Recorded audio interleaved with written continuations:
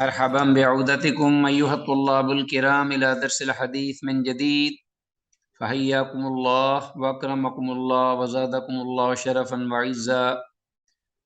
داعين الله جل شأنه أن يبارك لنا في هذه العلوم والدروس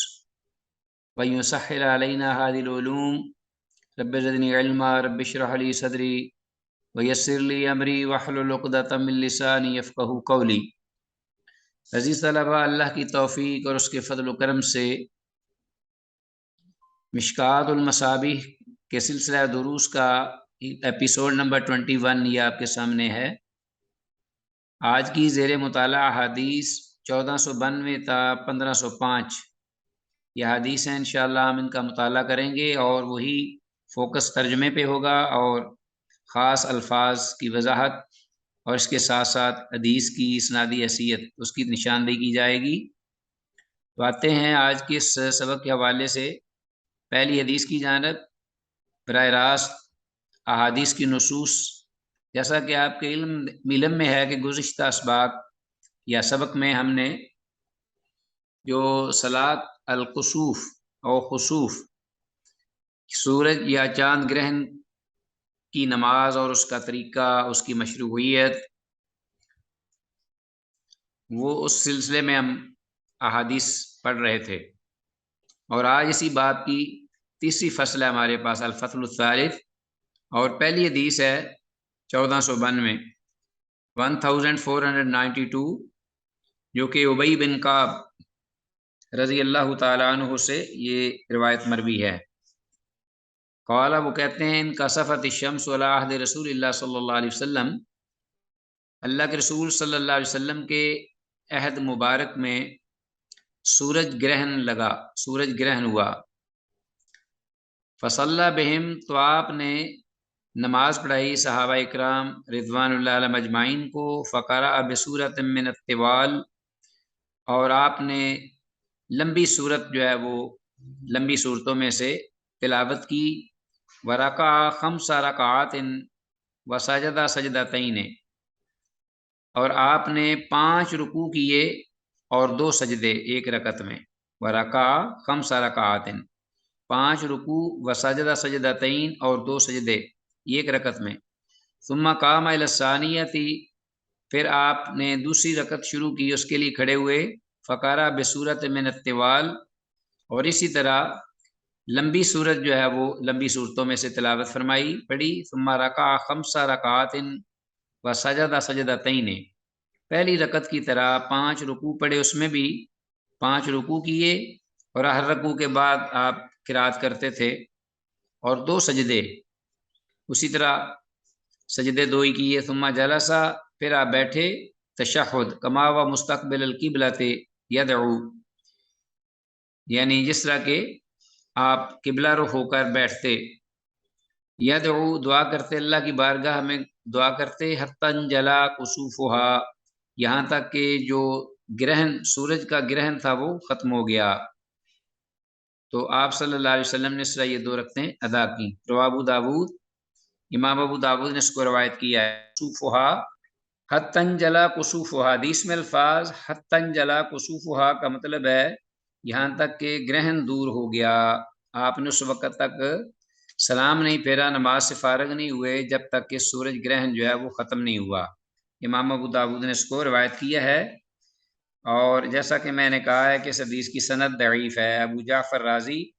ربیع بن انس سے روایت کرتا ہے۔ آگے آتے ہیں عزیز طلبہ، ہمارے پاس حدیث ہے 1493، یہ ہے 1493 حدیث۔ وعن النعمان بن بشیر رضی اللہ تعالیٰ عنہما، نعمان بن بشیر رضی اللہ عنہما سے یہ روایت مروی ہے، قال، وہ کہتے ہیں، کسفت الشمس علی عہد رسول اللہ صلی اللہ علیہ وسلم، کہ رسول اللہ صلی اللہ علیہ وسلم کے عہد مبارک میں سورج گرہن ہوا، فجعل یصلی رکعتین رکعتین، تو آپ شروع ہوئے نماز پڑھنے لگے، یعنی نماز کسوف، صلاۃ کسوف، 2 رکعتیں کر کے، رکعتین رکعتین، ویسأل عنہا، اور اس میں اور پشت آپ یعنی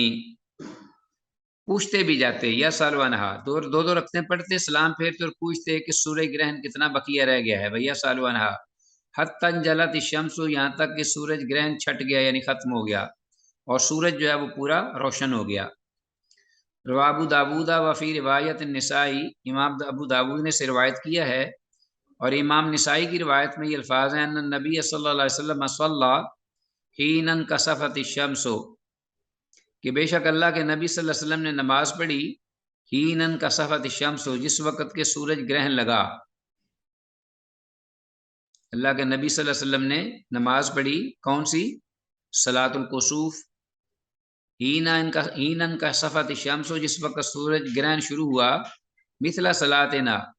جیسا کہ ہماری نماز عام طور پہ ہماری نماز ہے اس کی مثل اسی طرح۔ یرکعو، آپ رکوع کر رہے تھے، ویسجدو، آپ سجدہ کر رہے تھے، وَلَهُ فی اخرى، اور امام نسائی کی ایک دوسری روایت میں یہ الفاظ ہیں کہ ان النبی صلی اللہ علیہ وسلم خرج یومن،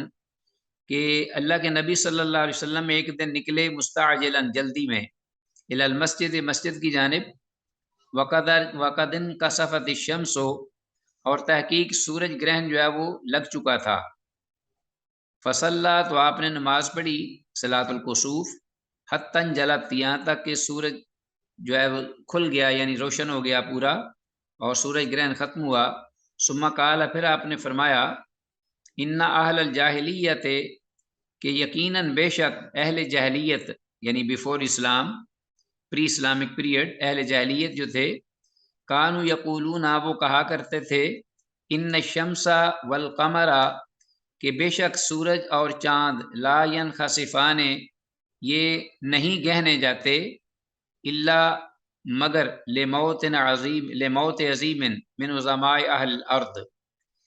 کہ اہل زمین کی بڑی ہستیوں میں سے کسی بڑی ہستی کی موت کی وجہ سے۔ سورج یا چاند گرہن کا لگنا اہل زمین یعنی زمین پر کوئی بہت بڑی بلند و بالا ہستی کے مرنے کی وجہ سے یہ لگتے ہیں، یہ کہا کرتے تھے، ان کا عقیدہ تھا۔ تو آپ صلی اللہ علیہ وسلم نے یہ بات یہ فرمائی، وَإِنَّ الشَّمْسَ وَالْقَمَرَ لَا يَخْسِفَانِ، کہ بے شک سورج اور چاند نہیں گہنے جاتے، لِمَوْتِ أَحَدٍ، کسی بھی شخصیت کی موت کی وجہ سے، وَلَا لِحَيَاتِهِ، اور نہ ہی کسی شخصیت کے مرنے پر، وَلَكِنَّهُمَا خَلِيقَتَانِ مِنْ خَلْقِهِ، اور لیکن اس کے بجائے یہ دونوں مخلوق ہیں اللہ کی مخلوق میں سے، یحدث اللہ فی خلقہ ما یشاء، اللہ جو چاہتا ہے معاملہ کرتا ہے اپنی مخلوق میں، یحدث اللہ فی خلقہ ما یشاء، اللہ جو چاہے جب چاہے اپنی مخلوق میں اپنا معاملہ ظاہر کرتا ہے۔ فَأَيُّهُ مَنْ خَسَفَ، تو دونوں میں سے جب بھی کسی کو کوئی اپنا جب لگے یعنی گرہن، چاند کو یا سورج کو، فصلو، تو تم نماز پڑھا کرو، حتی ینجلیہ، یہاں تک کہ وہ گرہن جو ہے وہ چھٹ جائے، او یحدث اللہ امرن، یا اللہ تعالیٰ اپنا کوئی اور معاملہ ظاہر کر دے۔ تو یہ رسول اللہ صلی اللہ علیہ وسلم کی تعلیمات اور آپ کا عمل ہے سورج یا چاند گرہن کے وقت جو آپ کرتے تھے اور امت کو جو آپ نے ترغیب دی۔ ہاں جی، تو یہ حدیث 1493، اس حدیث کی سند میں انقطاع ہے، حدیث طلبہ یہ لمبی حدیث، اس کی سند میں انقطاع ہے، مطلب یہ کہ مرسل ہے، اور راوی ابو قلابہ نے نعمان بن بشیر رضی اللہ عنہما سے سنا ہی نہیں، یہ نعمان بن بشیر رضی اللہ عنہما سے یہ روایت ہے نا، تو اس سے جو بیان کرنے والے ہیں انہوں نے حقیقت میں ان سے نہیں سنا، تو اس میں انقطاع ہے، گویا کہ تابعی ہے جو کہ براہ راست ذکر کر رہا ہے۔ آگے ہے ہمارے پاس نئی حدیث، بابن فی سجود الشکر، کتاب الصلاۃ کے ضمن میں نیا باب آیا ہے سجود شکر، سجدہ شکر، بابن فی سجود الشکر، سجدہ شکر، اور کہہ رہے ہیں کہ وہاد الباب خال عن الفصل الاول والثالث، کہ یہ باب جو ہے یہ پہلی فصل اور تیسری فصل سے خالی ہے۔ کیا مطلب کہ اس باب میں صرف دوسری فصل ہے، اس باب میں صرف دوسری فصل ہے، پہلی بھی فصل نہیں اور تیسری بھی نہیں، تو چند ایک احادیث ہوں گی اس میں۔ غلطی سے انہوں نے الفصل الاول لکھ دیا، حالانکہ لکھنا چاہیے تھا الفصل الثانی، اس میں دوسری فصل ہے۔ آتے ہیں دوسری فصل کی پہلی حدیث کی جانب۔ 1494 عن ابی بکرہ رضی اللہ عنہ، ابو بکرہ رضی اللہ عنہ سے یہ روایت مروی ہے، قال، ابو کہتے ہیں، کان رسول اللہ صلی اللہ علیہ وسلم،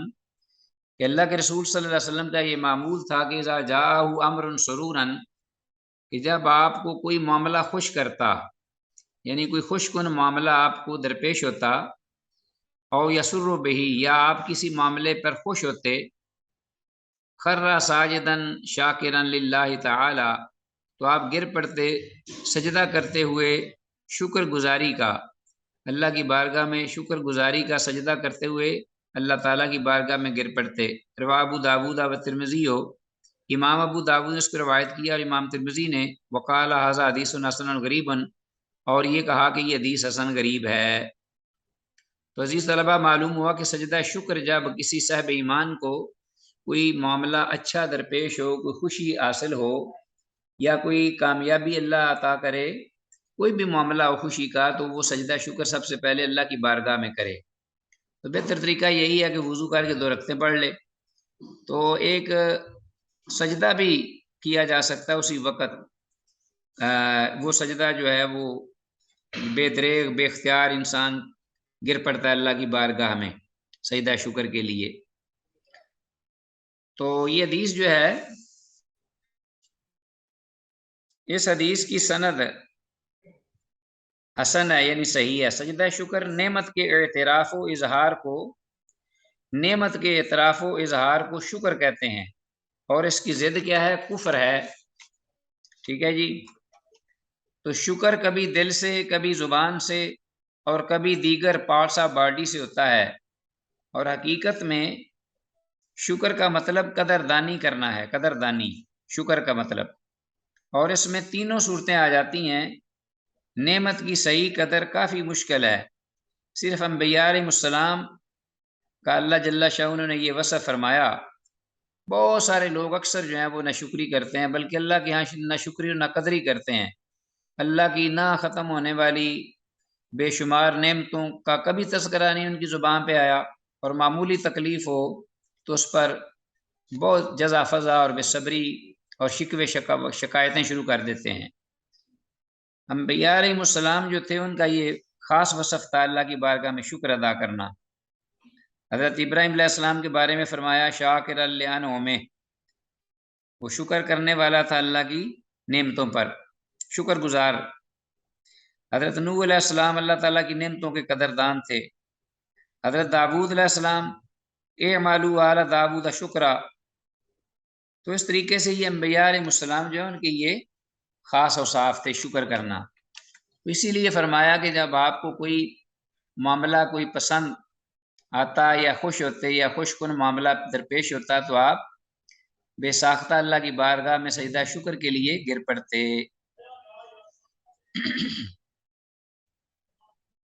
ہم جتنا شکر کریں گے اللہ کی نعمتیں اتنی بڑھیں گی، اتنی زیادہ ہوں گی۔ 1495 حدیث ہے آگے۔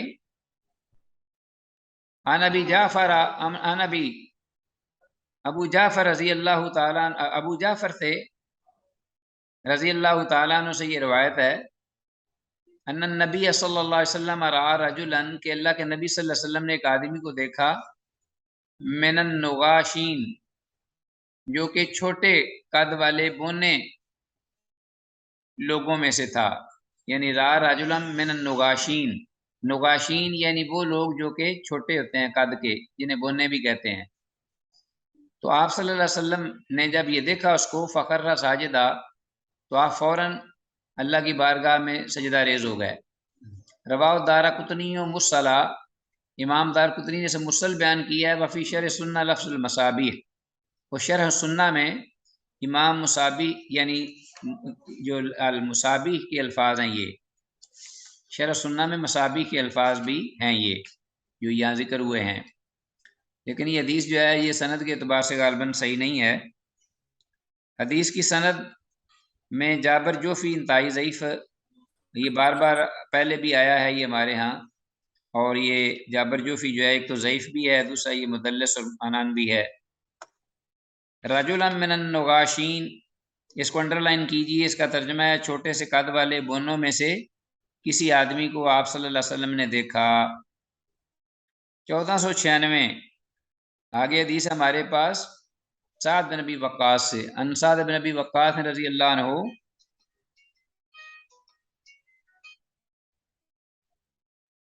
سعد بن ابی وقاص رضی اللہ تعالیٰ عنہ سے یہ روایت ہے، قال، وہ کہتے ہیں کہ خرجنا مع رسول اللہ صلی اللہ علیہ وسلم، کہ ہم اللہ کے رسول صلی اللہ علیہ وسلم کی معیت میں نکلے، میں مکہ تھا، مکہ سے، نرید المدینہ تھا، ہم مدینہ کی طرف رواں دواں تھے۔ فلما کننا قریبا من ازوزا، جب ہم ازوزا کے قریب تھے، نازلہ تو آپ اترے، ازوزا یعنی سفر کرتے کرتے اس مقام پر آپ پہنچے۔ ایسے میرے سر میں بھی ایسی ہو رہی ہے، آپ نے سر پہ کھڑے ہوتے لگوایا ہے، میں نے خود لگایا، کوئی آگے نہیں ہو رہا۔ ساتھ والے گھر ازوزا والے کہتے عزیز کوئی طلبہ بات پلیز نہیں بیٹا، کیڑے مار جائیں گے۔ Please please keep quiet please. فلما کننا قریبا من ازوزا کے حدیث کے ازوزا ہے، غالباً بعضوں نے ازوزا بھی اس کو پڑھا ہے۔ یہ مکہ مکرمہ اور مدینہ منورہ کے درمیان ایک جگہ کا نام ہے۔ جب یہاں پہنچے نادلا تو آپ نیچے اتر آئے اپنی سواری سے، ثم رفع یدیہ، پھر آپ نے کھڑے کھڑے اپنے ہاتھوں کو اٹھایا، اپنے دونوں ہاتھوں کو، فدعا اللہ ساعتا، تو آپ نے خاصی دیر تک اللہ سے دعا کی، ثم خر ساجدہ، پھر آپ سجدہ ریز ہوئے، فمکث طویلا، اور آپ بہت لمبا عرصہ سجدہ ریز رہے، ثم قام، پھر آپ کھڑے ہوئے، فرفع یدیہ ساعتا،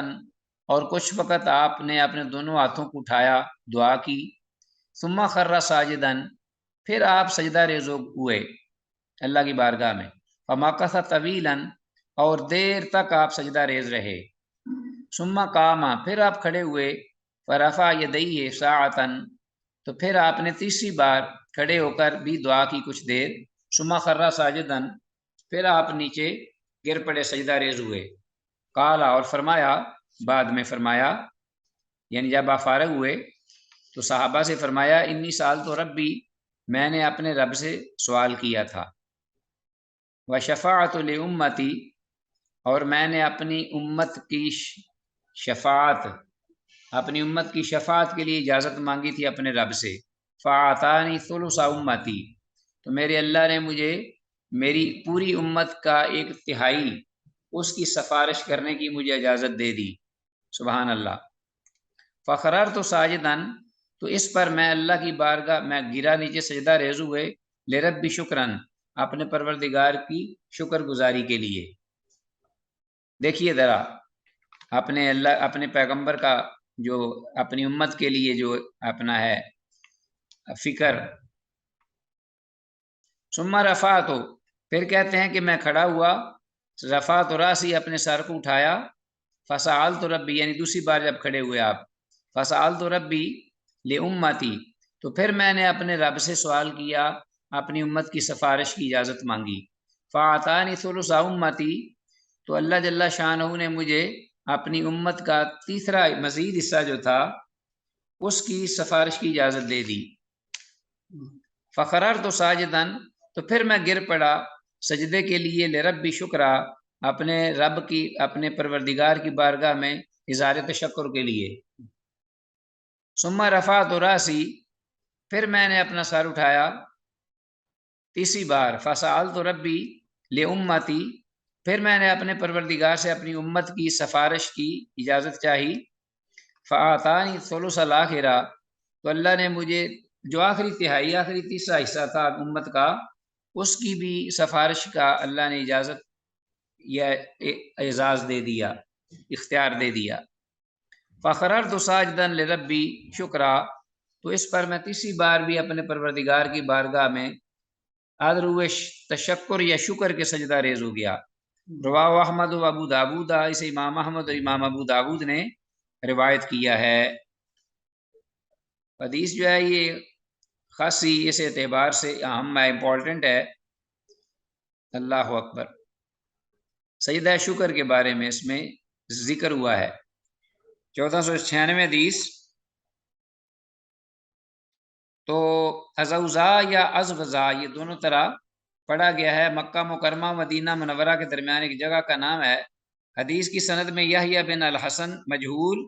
اور اشعث بن اسحاق بھی اسی طرح مستور الحال ہے، لہٰذا یہ حدیث ضعیف ہوئی۔ حدیث عزیز طلبہ یہ جو ہے نا، یہ اپنا صحت کے معیار کو نہیں پہنچتی، لیکن بہرحال اس کے اندر جو مسئلہ ہے وہ مسئلہ اس میں بالکل ٹھیک ہے، درست ہے کہ آدمی کو کوئی اپنا ملے خوشی تو آدمی جو ہے اللہ کی بارگاہ میں سجدہ کرے۔ ویسے مجھے جو یاد پڑ رہا ہے واللہ اعلم بالصواب، مدینہ میں ایک مسجد ہے جو ہم وہاں سے گزرے، تو وہ مسجد بنی معاویہ ہے۔ اس بارے میں بھی یہ ذکر تھا، وہاں اساتذہ نے ہمیں بتایا تھا کہ رسول اللہ صلی اللہ علیہ وسلم یہاں گزرتے ہوئے انہوں نے اچانک سواری روکی اور اس مسجد بنی معاویہ میں آپ دیر تک دعا کرتے رہے، اور سجدہ آپ نے نماز 2 رکعت ادا کی اور پھر دعا کرتے رہے۔ تو پھر آپ نے بعد میں فرمایا کہ میں نے اپنی امت کے لیے دعا کی، 3 دعائیں مانگی تھیں، اس میں بھی اس بات کا ذکر ہوا ہے، لیکن اس میں ان دعا سفارش کا ذکر نہیں اس میں، اور اللہ کے رسول صلی اللہ علیہ وسلم نے اپنی امت کے لیے دعا کی تھی کہ اس میں اختلاف نہ ہو اور اس کو اللہ تباہ نہ کرنا، اس کو اپنا جس طرح کہ پہلی قومیں ساری غرق ہو گئی، تباہ ہو گئیں اپنے گناہوں کی وجہ سے، تو اس طرح کی دعا تھی اس میں۔ بہرحال شیخ صاحب السلام علیکم۔ جی وعلیکم السلام ورحمۃ اللہ۔ شیخ صاحب یہ اسناد میں روا احمد کے بعد لکھا ہے لم اجد ہو، یہ کیوں لکھا ہوا ہے؟ کس کو نہیں ملا؟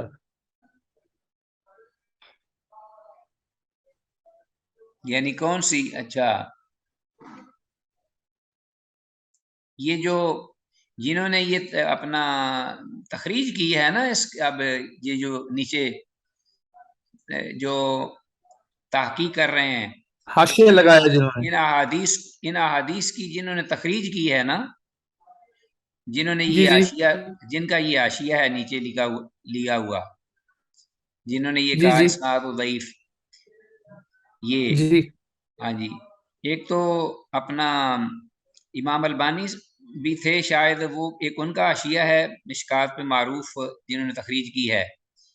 اور ایک اپنا ہے زبیر علی زئی رحمہ اللہ، ان کا بھی ہے۔ اب مجھے یہ نہیں پتا کہ یہ کن کی تخریج ہے، بہرحال یہ آپ دیکھ لیجئے گا۔ وہ یہ کہہ رہے ہیں کہ اسناد ضعیف رواہ احمد، اس امام احمد نے روایت کیا ہے، لیکن لم اجد ہو، جیسا کہ اوپر حوالہ دیا گیا کہ امام احمد نے اس کو روایت کی ہے، تو امام احمد کی مسند احمد میں نے اس کو نہیں پایا۔ اچھا ٹھیک ہے، اس کا ہاں جی، مطلب وہ یہ کہتے ہیں سمجھ کہ آ گیا ہاں شیخ جی، صاحب۔ انہوں نے کہا ہے کہ اس کو امام احمد نے روایت کیا، حوالہ تو ریفرنس تو دیا گیا، لیکن میں نے جب تحقیق کی دیکھا تو میں نے اسے امام احمد مسند احمد کی مسند میں نے اس کو نہیں پایا، جبکہ ابو بارک داؤد اللہ نے فیک۔ امام ابو داؤد کی نے یہ روایت جو ذکر کیا اس کا نمبر یہ ہے، اور اس میں پھر یحییٰ بن الحسن مجہول ہے جی۔ تو حدیث جو ہے یہ بہرحال اسناد کے اعتبار سے مجموعی طور پر ضعیف ہے۔ اچھا جی، عزیز طلبہ، اب آگے کتاب الصلاۃ کے زیر اہتمام باب الاستسقاء، استسقاء یہ بھی ایک نماز صلاۃ الکسوف ہے، صلاۃ الخسوف، صلاۃ الجنائز، یعنی ساری نمازیں ہیں مختلف، صلاۃ الجمعہ، صلاۃ العیدین، اسی طرح صلاۃ الاستسقاء۔ نماز استسقاء کا معنی تھا پانی مانگنا، پانی طلب کرنا، استفعال، استسقا یستسقی استسقاء، باب استفعال ہے، تو اس کا معنی پانی طلب کرنا، اسے کہتے ہیں پریئر فار رین، مثلا کہہ سکتے ہیں آپ۔ پہلی فصل اس میں یہ بھی مشروع ہے نماز، اور جب قحط سالی ہو خاص طور پہ تو اس وقت یہ نماز پڑھنی چاہیے۔ اس کا طریقہ بھی کیا ہے، مشروع طریقہ، وہ آپ کے سامنے ابھی ہم ذکر کرتے ہیں حدیث کی روشنی میں۔ وان عبداللہ بن زید، عبداللہ بن زید رضی اللہ عنہ سے یہ روایت مروی ہے، قال وہ کہتے ہیں خرج رسول اللہ صلی اللہ علیہ وسلم کہ اللہ کے رسول صلی اللہ علیہ وسلم نکلے بالناس سے لوگوں کو لے کر الی المصلی عیدگاہ کی جانب، وہ جو وہاں مدینہ کے باہر آؤٹسکرٹ مدینہ جہاں عید کی نماز پڑھا کرتی تھی وہیں پڑھا کرتے تھے، وہ میدان صاف کیا ہوگا انہوں نے کوئی خاص، تو اسی جگہ پہ پھر یہ اس طرح کی نمازیں بھی جو ہوتی تھیں، نماز سببی نمازیں کسی سبب کی بنا پر جو پڑھی جاتی تھیں، تو وہ اس طرف نکلے آپ، تو عیدگاہ ہوتی تھی وہ، یستسقی فصلی بہم، تاکہ وہ پانی طلب کریں، تو آپ نے ان کو نماز پڑھائی صحابہ کو، رکعتین 2 رکعتیں، جہر فیہما بالقراءۃ، تو اس میں آپ نے دونوں رکعتوں میں قراءت کو بلند آواز میں پڑھا، واستقبل القبلۃ، اور آپ پھر متوجہ ہوئے قبلہ کی جانب، رخ کیا آپ نے، یدعو کہ آپ دعا کرنے لگے اللہ کی بارگاہ میں، ورفع یدیہ، اور آپ نے دونوں ہاتھوں کو بلند کیا، اللہ اکبر، وحول رداءہ، اور آپ نے اپنی چادر جو تھی اس کو بدلا، یعنی اس کا جو نیچے والا حصہ تھا وہ اوپر کیا، جیسا کہ دیگر روایات میں بھی آ رہا ہے، ٹھیک ہے جی، یعنی اپنی چادر کو پلٹ لیا، حین استقبل القبلہ، جس وقت کہ آپ قبلہ کی طرف متوجہ ہوئے، جو آپ نے رخ کیا، تو آپ نے اپنی چادر کو بدل لیا، یعنی اس کا نیچے والا حصہ اوپر کر لیا، متفق علیہ، متفقن علیہ حدیث ہے، اور یہ ایک طریقہ ہے نماز استسقاء کا۔ آگے ہمارے پاس حدیث آ گئی ہے 1498، نیکسٹ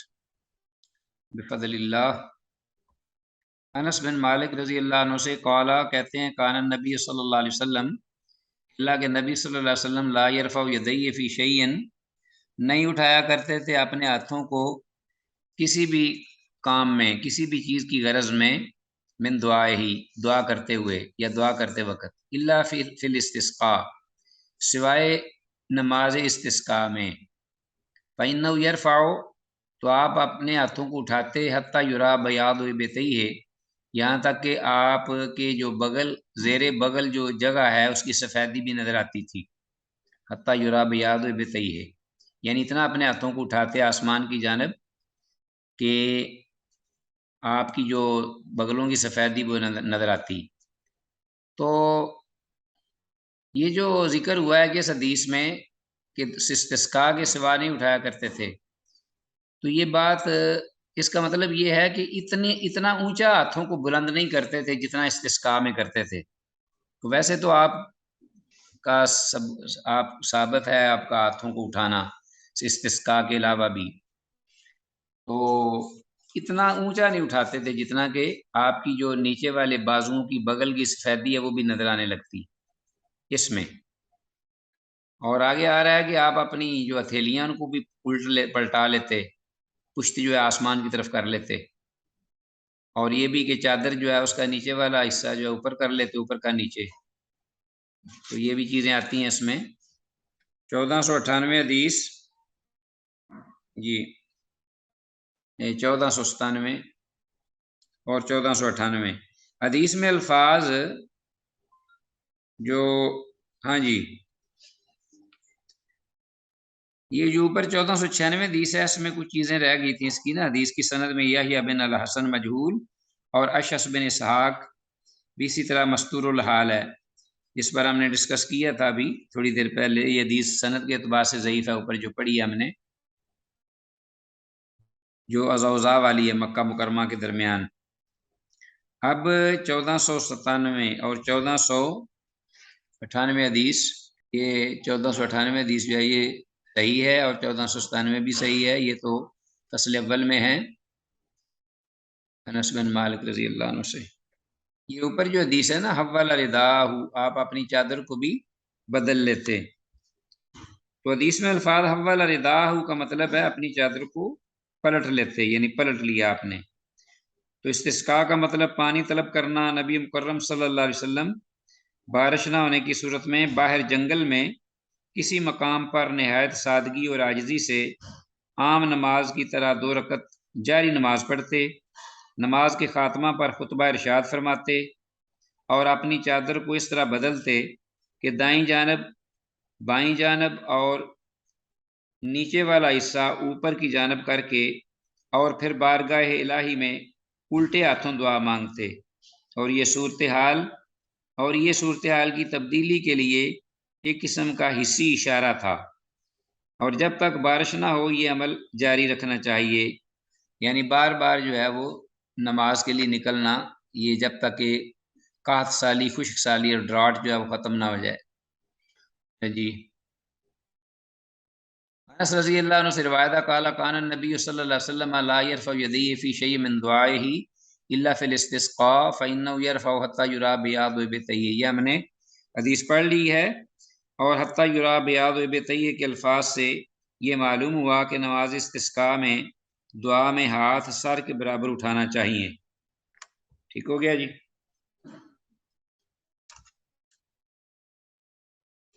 اللہ اکبر کبیرہ۔ آگے حدیث 1499 ہے، جو کہ انس رضی اللہ تعالیٰ عنہ سے ہی مروی ہے، ان النبی صلی اللہ علیہ وسلم استسقا، اللہ کے نبی صلی اللہ علیہ وسلم نے اپنا دعا کی پانی کی، اشارہ بظہر کفی الی السماء، تو آپ نے اشارہ کیا آپ نے اپنے دونوں ہتھیلیوں کی پشت کے ساتھ الی السماء، آسمان کی جانب، یعنی عام جو نارمل ہاتھ اٹھائے جاتے ہیں اس میں جو ہتھیلیاں ہوتی ہیں وہ سیدھی رکھی جاتی ہیں آسمان کی جانب، اور انگلیاں بھی سیدھی آسمان کی طرف اٹھی ہوتی ہیں، جبکہ استسقاء میں جب دعا مانگی جائے تو ہاتھوں کو الٹا لینا چاہیے تاکہ جو پشتیں ہیں دونوں ہاتھوں کی، وہ ہتھیلیوں کی، وہ آسمان کی جانب ہوں۔ تو اشارہ ہے اس بات کا کہ اللہ جل شانہ ہماری اس خشک سالی کو، ہمارے اس قحط کو اللہ ہریالی میں اور رزق کی فراوانی میں اور رحمت کی بارش میں بدل دے۔ تو فاشارہ بظہر کفیہ کا مطلب کہ آپ صلی اللہ علیہ وسلم نے دعا میں اپنے ہاتھوں کی پشت سے آسمان کی جانب حالات کی تبدیلی کا اشارہ کیا۔ آگے حدیث ہے، باقی کلیئر ہے، حدیث طلبہ حضرت عائشہ رضی اللہ عنہ کی حدیث ہے 1500 نمبر، قالت کہ فرماتی ہیں کہ ان رسول اللہ صلی اللہ علیہ وسلم کان اذا رأى المطر، کہ اللہ کے رسول صلی اللہ علیہ وسلم کا یہ معمول تھا کہ جب آپ بارش دیکھتے تو قال آپ فرماتے اللہم صیبا نافعا، اے اللہ اس بارش کو جو نفع مند بارش ہو، ایسی بارش صیبا، ایسی بارش، یا اللہم اجعلہ صیبا نافعا، اصل معنی یہ کہ اللہ اس کو بنا دے بارش نفع مند، یعنی نفع دینے والی بارش، نہ کہ نقصان دینے والی۔ رواہ البخاری، اس کو امام بخاری نے روایت کیا ہے۔ تو اللہم صیبا نافعا، اس کو انڈر لائن کیجئے، جو اصل میں آپ یہ بھی کہہ سکتے ہیں اللہم اجعلہ صیبا نافعا،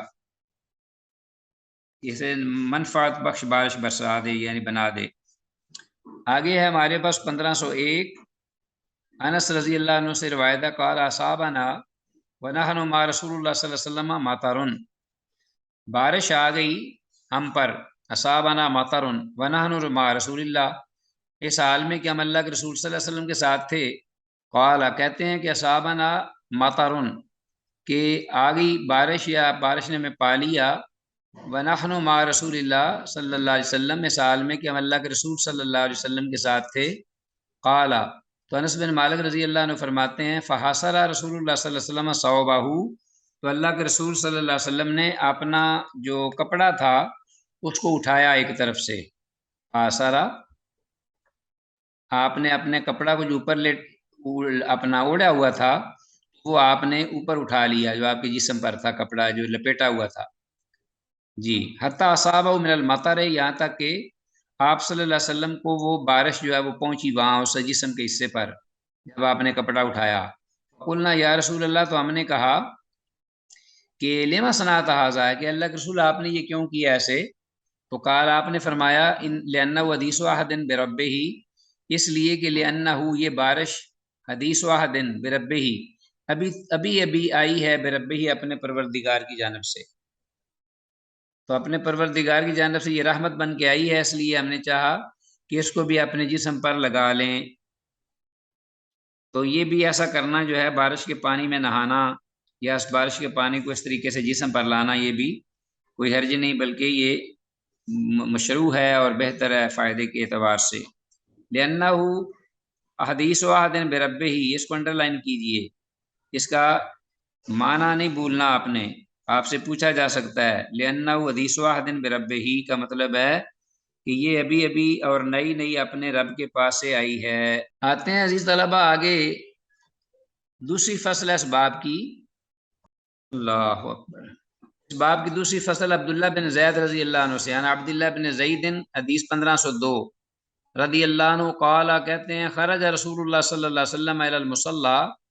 کہ اللہ کے رسول صلی اللہ علیہ وسلم عید گاہ کی جانب تشریف لائے. فاستسقا، تو آپ نے دعا مانگی پانی کے لیے، یعنی نماز صلاۃ استسقاء. تو آپ نے جب دعا مانگی پانی مانگنے کے لیے اللہ کی بارگاہ میں، وحول رداہ، تو اور آپ نے اپنی چادر کو بدل لیا، یعنی چادر کو بدل سے مراد پلٹ لیا، اسی چادر کو اس کا جو نیچے والا حصہ اوپر کر لیا. تو حین استقبل القبلہ تھا، جب آپ متوجہ ہوئے قبلہ رخ ہوئے دعا کے وقت. فجعل اطرافہ الیمن علی عاتقہ الیسر، تو اس طرح سے آپ نے اس چادر کو پلٹا کہ فجعل اطرافہ الیمن، کہ آپ نے کر دیا اپنا دایاں چادر کا جو پلو تھا یا پلڑا یا کنارہ، علی عاتقہ الیسر، اپنے بائیں کندھے پر. وجعل اطرافہ الیسر، اور اسی طرح آپ نے کر دیا اپنی چادر کا بایاں کنارہ یا پلو پلڑا یا کونا یا کنارہ، علی عاتقہ الیمن، اپنی دائیں کندھے پر، دائیں کو بائیں پر اور بائیں کو دائیں پر لپیٹ لیا. ثم دعا اللہ، پھر آپ نے اللہ سے دعا کی. رواہ ابو داؤد، امام ابو داؤد نے اس کو روایت کیا ہے. تو اس حدیث میں بھی جو تحویل ردا ہے، چادر کو بدلنا پلٹنا، اس کا ایک طریقہ بتایا گیا ہے نماز استسقاء کے وقت. تو یہ حدیث صحیح ہے. حدیث میں الفاظ فجار عطاف الیمن، تو آپ صلی اللہ علیہ وسلم نے اپنی چادر کے دائیں کنارے کو رکھ دیا اپنے بائیں کندھے پر. اس کو انڈر لائن کیجئے. اور آگے آ جائیے 1503 حدیث ہے. وان ہو عبداللہ بن زید رضی اللہ عنہ سے ہی روایت ہے، انہو قال، کہ انہوں نے کہا کہ استسقا رسول اللہ صلی اللہ علیہ وسلم، اللہ کے رسول صلی اللہ علیہ وسلم نے اللہ کی بارگاہ میں پانی طلب کیا، یعنی مانگی دعا مانگی جب، تو اس وقت وعلیہ خمیصۃ لہ سودا، تو اس وقت آپ کے بدن مبارک پر خمیصۃ چادر تھی، جو کہ لہو سودا، جو کہ آپ کی چادر تھی سودا، سیاہ رنگ کی، جسے کالی کملی بھی کہتے ہیں بعض لوگ. فاراد ان یاخذ اسفلھا، تو آپ نے چاہا کہ آپ پکڑ لیں اس کا نیچے والا حصہ، لے لیں پکڑ لیں. فیجعلوا علیھا، تو اس کو کر دیں اوپر کی جانب، نیچے والے حصے کو اوپر کی جانب رکھ دیں. فلما ثقلت، تو پھر جب آپ ایسا کرنے لگے تو وہ چادر آپ کو بھاری لگی، یعنی بہت گراں چادر تھی، یعنی بھاری ثقیل چادر تھی. تو قلبھا علی عاتقہ، تو اس کو کندھے پر ہی اس کو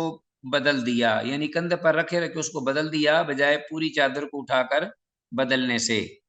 تو ایک یہ بھی طریقہ ہے اور اس طرح بھی کیا جا سکتا ہے. 1503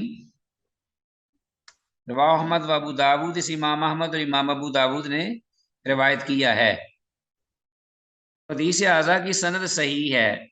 حدیث میں لفظ خمیصۃ کا معنی ہے چادر. ٹھیک ہے جی. آگے 1504 حدیث کی طرف آتے ہیں. وان عمیر مولا ابی لہم، عمیر جو کہ ابو لہم کا مولا ابو لہم رضی اللہ عنہ سے یہ روایت ہے.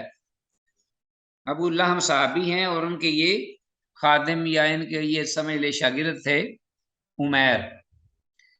تو وہ عمیر جو ہیں وہ اپنے آقا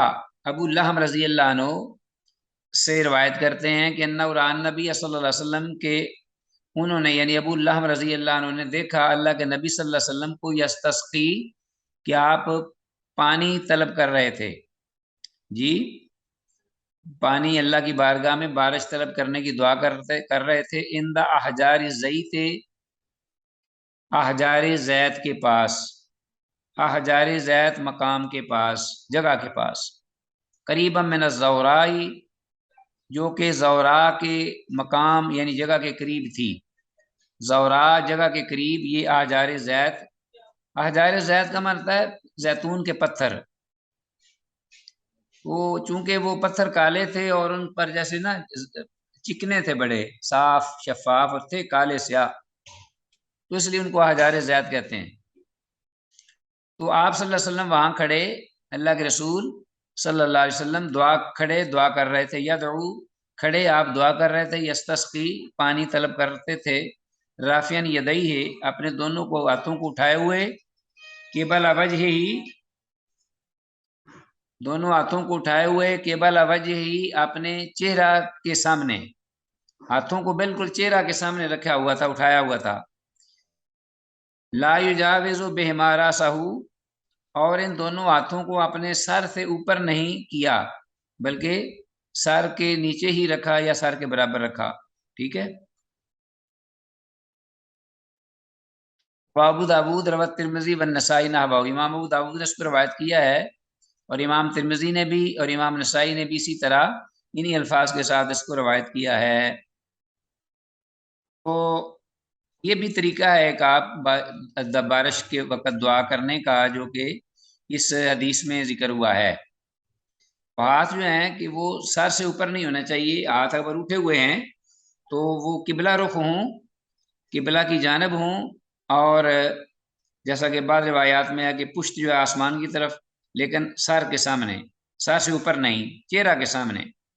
ابو داود، امام ترمذی اور امام نسائی نے بھی اسی طرح روایت کیا اس حدیث کو۔ تو 1504 حدیث، یہ حدیث سند کے اعتبار سے صحیح ہے۔ حدیث میں احجار الزیت، جیسا کہ میں نے کہا ہے، مدینہ منورہ میں ایک جگہ کا نام ہے، اس لیے کہ اس میں سیاہ رنگ کے پتھر چکنے چکنے سے معلوم ہوتے تھے، تو اس لیے ان کو حجار الزیت جگہ کہا گیا۔ آگے حدیث ہے عزیز طلبہ 1505، عبداللہ بن عباس رضی اللہ عنہما سے، یعنی ابن عباس رضی اللہ عنہما قال، وہ کہتے ہیں خرج رسول اللہ صلی اللہ علیہ وسلم یعنی فی الاستسقاء، کہ اللہ کے رسول صلی اللہ علیہ وسلم باہر تشریف لائے، یعنی استسقاء نماز استسقاء کے لیے، استسقاء کی نماز میں اس کو ادا کرنے کے لیے، متبدلاً نہایت سادہ کپڑوں میں، متبدلاً متواضعاً اور تواضع انتہائی عاجزی